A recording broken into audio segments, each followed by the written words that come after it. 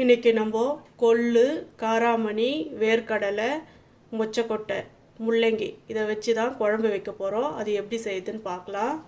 குக்கரில் எண்ணெய் ஊற்றிக்கலாம், கடுகு சேர்த்துக்கலாம், சீரகம் சேர்த்துக்கலாம், வெங்காயம், பூண்டு, கறிவேப்பிலை சேர்த்துக்கலாம், தக்காளி சேர்த்துக்கலாம், முள்ளங்கி சேர்த்துக்கலாம், கொட்டையெல்லாம் சேர்த்துக்கலாம், உப்பு சேர்த்துக்கலாம், பெருங்காயம் சேர்த்துக்கலாம், மிளகாய் தூள் சேர்த்துக்கலாம், மஞ்சள் தூள் சேர்த்துக்கலாம், தண்ணி சேர்த்துக்கலாம்.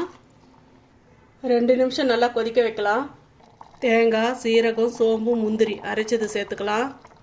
குக்கர் மூடி போட்டு மூடி 2 விசில் விட்டு எடுத்துக்கலாம். கொள்ளு, முள்ளங்கி குழம்பு ரெடி. இந்த வீடியோ பிடிச்சிருந்தா லைக் பண்ணுங்கள், ஷேர் பண்ணுங்கள், சப்ஸ்கிரைப் பண்ணுங்கள். தேங்க்யூ.